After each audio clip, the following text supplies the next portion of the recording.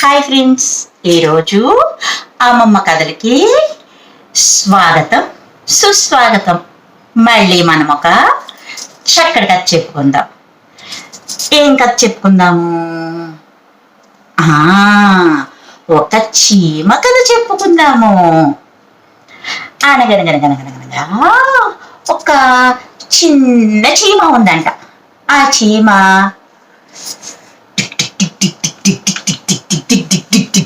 అనుకుంటూ ఆహారం కోసం బయలుదేరిందంట. దారిలో దానికి ఒక లడ్డు కనిపించిందంట. ఈరోజు ఎంత అదృష్టవంతురాలని నేను, నాకెంతో ఇష్టమైన లడ్డు దొరికిందని చెప్పేసి అని గౌక్కుని ఆ లడ్డు అంతా చక్కగా కడుపు నిండా తినేసిందంట. మళ్ళీ అలా ప్రయాణం చేస్తూ డిగ్ డిగ్ డిగ్ డిగ్ డిగ్ అనుకుంటూ వెళ్తుంటే దారిలో ఇంకొక లడ్డు కనిపించిందంట. అప్పుడు ఆలోచించిందంట, ఇదేంటి నాకు ఈరోజు ఇంత అదృష్టం కలిసి వచ్చింది, కానీ ఇప్పుడు ఏం చేయను? ఆల్రెడీ ఒక లడ్డు తినేసి ఉన్నాను. ఇప్పుడు ఈ లడ్డు నేను తినలేను, కడుపు నిండుగా ఉంది. కానీ ఇది మిస్ చేసుకోకూడదు. దీన్ని నేను దాచుకుని రేపు తింటాను అనుకుని ఆ లడ్డుని నెమ్మది నెమ్మదిగా ఇలా ఇలా ఇలా నెట్టుకుంటా అలా కొంచెం దూరంలో ఒక చెట్టు ఉంటే ఆ చెట్టు కింద అడ్డు కొంచెం గుంట తవ్వి అందులో ఈ లడ్డుని జాగ్రత్తగా దాచి మళ్ళీ కొంచెం కవర్ చేసేసింది. అంత అయిపోయింది కదా పని. ఇంకా అనుకుంటూ ఇంటికి వెళ్ళిపోయింది. బొచ్చుంది అనుకుంటూ కూరకలు పెట్టి శుభ్రంగా నిద్రైంది. మరుసటి రోజు లేచిన వెంటనే మళ్ళీ దాచుకున్న లడ్డు గురించి గుర్తొచ్చింది చీమకి. నాకెంతో ఇష్టమైన లడ్డు నేను చెట్టు దగ్గర దాచుకున్నాను కదా, వెళ్ళి నేను ఈరోజు తింటాను అనుకుని వెళ్ళింది. వెళ్ళి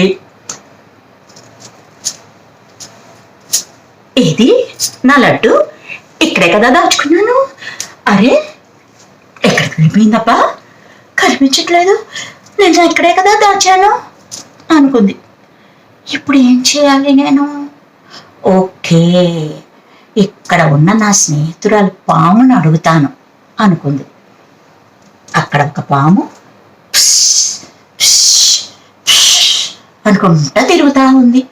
ఆ పాము దగ్గరికి చీమ వెళ్ళి, పాము పాము నువ్వు నా లడ్డు చూసావా, నేను ఇక్కడే నిన్ను దాచుకున్నాను అన్నది.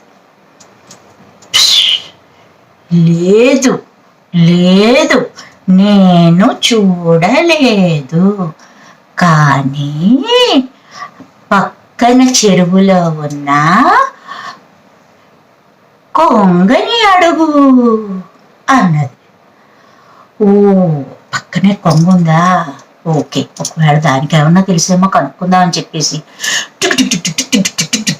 అనుకుంటూ కొంగ దగ్గరికి వెళ్ళి, కొంగ కొంగ నేను నిన్న చెట్టు దగ్గర లడ్డు దాచుకున్నాను, నీకేమైనా దొరికిందా, నువ్వేమన్నా తిన్నావా అని అడిగిందంట. లేదు లేదు, నేను తినలేదు, నేను చూడలేదు, కానీ నువ్వు ఏనుగు నడుగు అన్నదంట. అవునా, ఏనుగేమన్నా ఇటువైపు వచ్చిందంటావా నిన్న? ఏం జరిగిందబ్బా, ఓన్లీ ఒకసారి అడిగితే వదిలిపోతుంది కదా అనుకున్నదంట. వెంటనే ఏనుగు దగ్గరికి వెళ్ళి, హాయ్ ఏనుగు, బాగున్నావా అని అడిగిందంట. బాగున్నాను, ఏంటి సంగతి అని అడిగిందంట. అడిగేటప్పటికి, నేను ఒక లడ్డూని నేను చెట్టు కింద దాచుకున్నాను, నువ్వేమైనా చూసావా అని అడిగిందంట. చూడలేదు, కానీ నువ్వు వెళ్ళి కోతిని అడుగు అన్నదంట. అమ్మో, కోతనంగానే అల్లరిది కదా, ఒకవేళ ఏమైనా తీసుకుని తింటే తిని ఉండొచ్చు, అడిగేద్దాం అని చెప్పేసి కోతి దగ్గరికి వెళ్ళి, కోతి కోతి నువ్వు నా లడ్డు ఏమైనా తిన్నావా? నేను ఇక్కడ చెట్టు కింద దాచుకున్నాను నిన్న అన్నదంట. అనేటప్పటికి కోతి, నేను తినలేదు, నేను చూడలేదు, కానీ నువ్వు ఎవరిని అడగాలో నాకు తెలీదు అని జంప్ చేసుకుంటూ వెళ్ళిపోయిందంట.